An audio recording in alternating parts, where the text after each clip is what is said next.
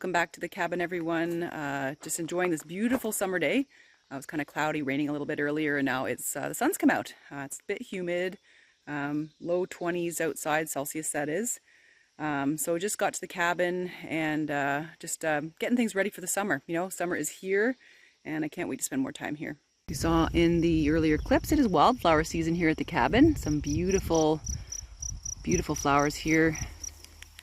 Including this hawksweed.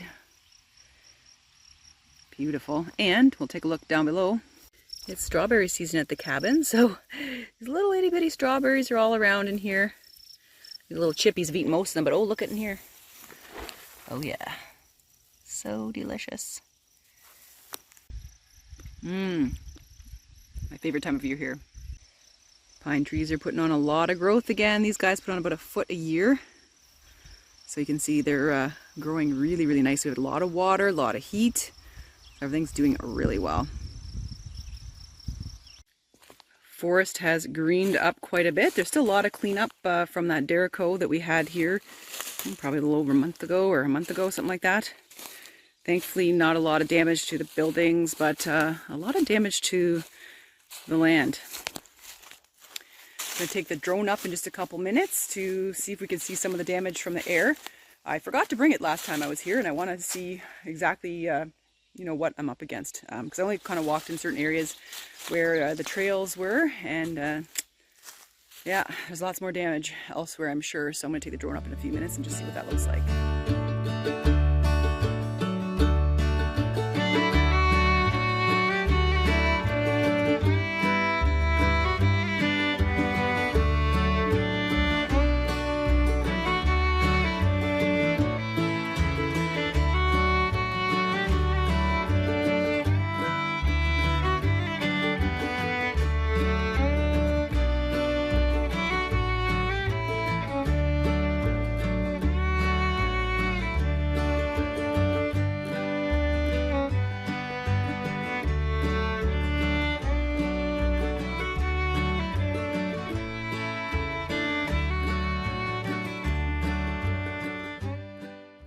Well, that was fun. As you can see, the canopy overall seems to be in really good shape. There's just a few little pocketed areas there where you can see there was some kind of a downburst or something that destroyed a bunch of little trees. Well, some of them are big trees actually. Where you can see a lot of damage, and I want to take you guys by the bay there, and you can see in that footage, you can rewind if you need to, where there was that little line, like a shear of wind shear or something went through, knocked down a whole bunch of trees on that one side of the bay there. So definitely changed what it looks like from what I see, but overall I'm encouraged. They don't have large pockets of just completely decimated trees. The tree canopy seems to be okay. And you know, this is all part of a natural process. You know, little trees now, like small little maples, and that'll probably come up in there, and other little trees. So it's all part of succession. Things happen, fires, windstorms. Unfortunately, they're becoming more and more frequent these days. But you know, as you can see, so far a lot of cleanup for me on the trails. But overall, the big picture is the property will be okay. And today I want to talk about, talking about, things happening, storms and, wars and things like that. Inflation has gone through the roof. It's now about 7.7%, I was reading. Prices of food and gas is absolutely astronomical. So even coming to the cabin, it have a hybrid car, but certainly it's a lot of money in gas. So that's a real reality for people that have off-grid properties. Traveling to and fro is going to become more expensive. And also just the cost of living. Yeah, we're paying 10% more than we did last year for food, and certainly a lot in gas as well. I don't know if you guys know that gas prices in Canada have gone through the roof. I'm sure probably everywhere else too. I mean, we're up to like $2.11, $2.13 a liter. It's kind of crazy. It's pretty bad when I see a spot that's at $1.93 or 97 or whatever, and I gotta pull in and get some gas. So cost of living has definitely gone up, especially for off-grid, especially if you don't have other means to light or heat your cabin. You're dependent on the grid. So on the way in, I ended up getting some groceries, and I got these great little containers at Princess Auto to put my dry goods in, the Tactics boxes. They've got little wheels on them right there, and pretty awesome. You can pull this out and drag them along. They're let's see, it's a mobile toolbox actually. 24-inch metal toolbox, and there's the dimensions. So, you know, got some groceries, and I kid you not, it was like $300 for stuff that would last maybe 2-3 weeks or something. It's ridiculous. So woohoo! Yeah, so you can see great storage in there. So got some pop and stuff too. I didn't put in here, but it'll be my larder for my summer adventures here at the cabin. Just stuff to make lots of different meals, you know, like rice and potatoes and dog treats, beans, soap, you know, all that kind of jazz. So containers are great. I'll probably use them to store stuff in the attic after, but I just picked those up and did some groceries on the way. So how can we, you know, exist in this world where the inflation is so high? I know, you know, my parents did it way back when. I mean, I think the last time it was up at this level was, I don't know, back in 1990, inflation around 7% or something like that. You know, mortgage interest rates were crazy high and things like that, but it's getting really difficult. So one of the things we can do, you know, having off-grid places to try and, I don't know, and anywhere, how can we exist in this really challenging times, you know, with food insecurity and, you know, gas prices being so high and things like that. Let's discuss different ways. I mean, certainly do the best you can to, you know, reduce consumption of things like gas and propane and things like that that are really dependent, you know, on those resources. You know, we have a hybrid vehicle. That's another way to help reduce your dependency, especially when you're trying to go back and forth to a cabin. If you have a hybrid car, you know, that may be helpful in reducing your gas costs. Getting really efficient equipment. This year, after the Jericho, I upgraded our generator. Generator was like, you know, 35, 40 years old and just running really rough and, you know, getting more and more challenging to fix. So got a much more efficient generator, and it also will run not only on gas, but it can be hooked up to natural gas, which is a lot cheaper right now. That's if, you know, worst comes to worst case scenario and you have to use a generator. Other things, don't waste so much food. A lot of us unknowingly kind of let food spoil or, you know, waste our food. Just getting what you need, and you know, at the end of the week, sort of using up some of the scraps to just make something, an omelet, anything. You know, get creative with it. Get what you need, make a grocery list, don't shop when you're hungry, because certainly that can lead to impulse buys that maybe aren't necessary and are really expensive. Chicken nowadays, 2 chicken breasts down here, $15. So I think costs of farming are going up and up, and what I'm hearing is that the farmers, you know, don't charge more, but, you know, the middle person charges us more, you know, the grocery store charges more, but the farmers don't get that money back, and they're putting a lot of money into raising their livestock. So it's really, really unfortunate. Some of you may be looking into raising your own, you know, I have quail or your own chickens or things like that. But beware, costs of raising them are going up, so that may not be the most cost-effective solution. But yeah, don't waste food.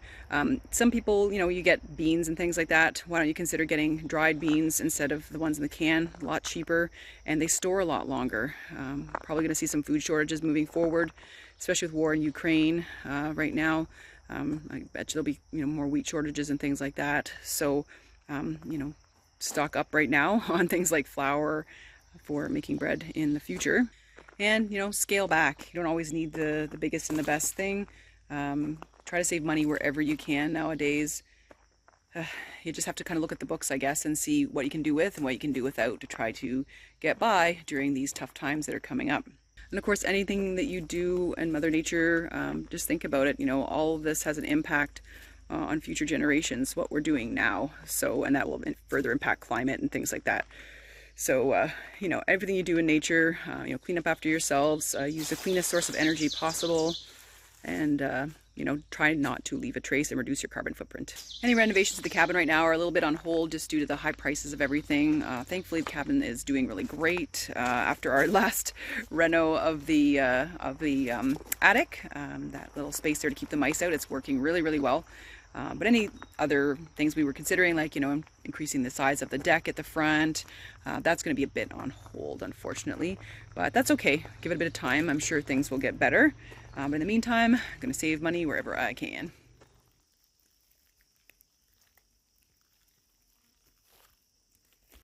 So I'm going to go for a little walk now with the dog and see what we can see in the forest in terms of mushrooms and that. I don't know what we'll find. It has been rainy, but I don't know if the conditions are just perfect yet for some mushrooms. I'm hoping to find oyster mushrooms, maybe the start of a chanterelle or two. Usually another couple weeks I usually find them around here. Unfortunately, I checked my little mushroom farm and no dice, so I don't know. Maybe I'll have to order some more plugs and restart them again this summer. There's certainly a lot of fresh downed wood, so maybe I'll restart the mushroom farm. I'll take a look at that. Very good. Lots of ungulates on my trail cam. This is a favorite spot for deer just by the shed here. There's lots of delicious things for them to eat. Lots of young ones too, so that's nice to see, and a couple bucks there on the camera. So it's a bumper year for the deer, which is great. No cougar sightings on my trail cam. There has been some sightings in Eastern Ontario, actually very recently, and I know there was one around the cabin a couple of years ago, about, I don't know, 5 kilometers down the road. So they're around. I never ever have seen one. I'm not too worried about seeing one. They're pretty shy creatures, and I don't think they'll be coming around when I'm around. Poor Royce is deadly hot today. Sun just beating down on him. Let's go for a nice walk in the forest here. Nice to see the wildflowers out. Oh, and look at this. All the bracken fern are nice and high. Lovely. Oh, there's a little tree down here from last time. That's okay. Just want to show you guys this area. A lot of trees down here. This was going to be the original cabin site because it was quite open. But of course it has a lot of aspen around here. But yeah, quite a few trees down.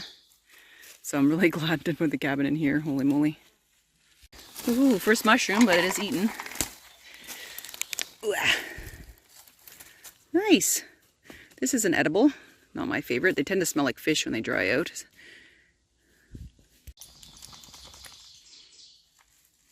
Little stinky. It's a yellow bolete. Doesn't smell bad now, but trust me, when I dried these a few years ago, absolutely disgusting. So I don't typically harvest them, but they are an edible bolete. Of course, I am on the lookout for porcini mushrooms, or the king bolete. I've had a few here at the cabin, but haven't seen some here in a little while. So always got my eye out of the ground. Of course, other ways to lower your food costs is to forage, to find your own mushrooms and berries and fruit, and you know, making your own gardens and things like that. So I have a wild edible garden, so I've been enjoying lots of different things this spring, and more to come this summer. So that's another hot tip. Oh, take a look down here. The ghost pipe is coming up. Some folks eat this. It tastes like asparagus. And some use it for medicinal purposes. And some just enjoy it, like me. Isn't that neat? I wonder if this is a chanterelle. I doubt it, but let me see. Ah, nope. This has to cool off. He's boiling hot, but look, I do not like seeing this. This is not good. This is not blue-green algae, but it is algae that is not great. It just means that there's way too much nutrients going into the bay. Sometimes forms of fertilizers that people use and things like that. Probably getting in off the main river. I don't like that at all. That's not good. Yeah, please don't put fertilizer or you know, detergents or anything like that into rivers or waterways. It can cause a lot of damage, and you know, eventually, you know, this area will get just choked out by this awful kind of algae, just shading out other sort of native plants and stuff like that. So really, really not good.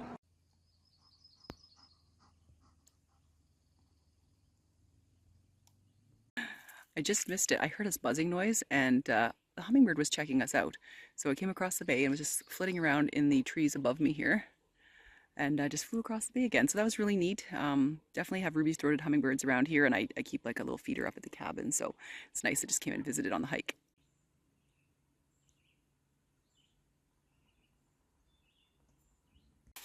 There's a trail just behind the cabin, and look at that. Like I said, you can see in that aerial that there's just little pockets, you know, little bits of canopy missing, and this is what it looks like on the ground. Just here and there, little downbursts. So I might end up leaving those and just sort of the ones that have fallen down, they're kind of sketchy to take down, but oh, they'll get fixed in time. Wow, let's look at this. This tree, the wind just pulled it right out of the ground. Let's see what treasures are under here. Some cool rocks or something. Wow, looks just like a riverbed. Probably was back in the day. Stuff hasn't been uncovered for a long time. Wow. This is cool. Royce, what are you doing? Oh, look at that. Sounds like some of you guys are geologists on my channel. Tell me what that is. There's a bit of mica in there.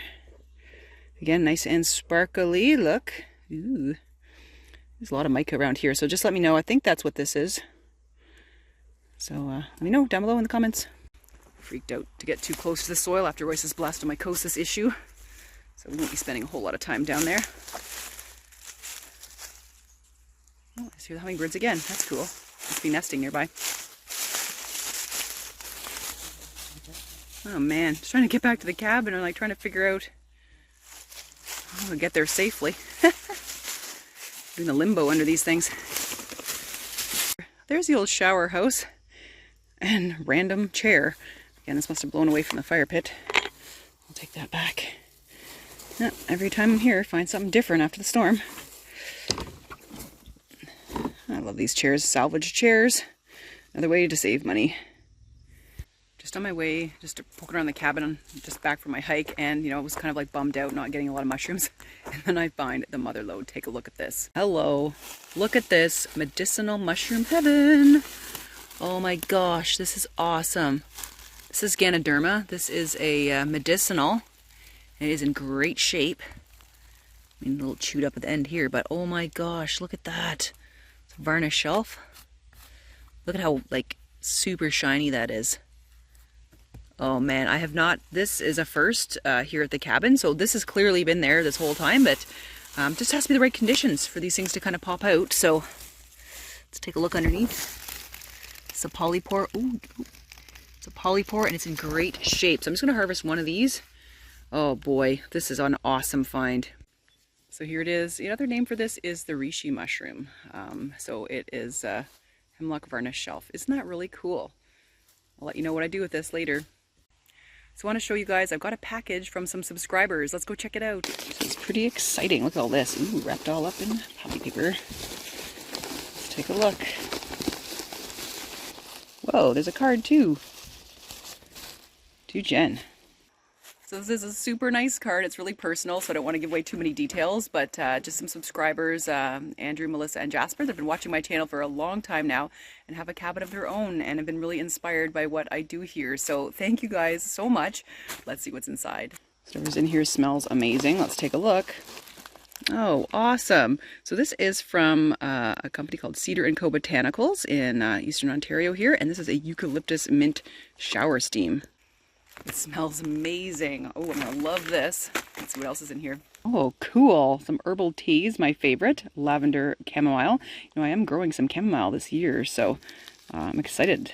Look at that. That's so cool. And, ooh, nettle rose. Skin clarifying herbal tea. Right on. And this is right up my alley. Here's some orange blossom body balm and wilderness bug balm. My goodness, I should have opened this before my hike. That smells very, very good. The ingredients in it are shea butter, aloe vera, beeswax, coconut oil, olive oil, lavender, mint, eucalyptus. Yeah, basically things that bugs do not like. It's such a nice mild smell. Super natural way to repel the bugs. I can't wait to try this. This is the orange blossom body balm. So nice. So smooth. Love it. This stuff is amazing, you guys. This is so generous of you. Keeps going, and it keeps going. Look at this beautiful soap for here. Sustainable natural skincare. I like stuff like this. It's kind of biodegradable for the cabin. And look it's shampoo and conditioner in little tiny bars here. Oh, that's perfect. It smells amazing. I can't wait to use this here at the cabin. And also they sent me some lip balm, lavender honey.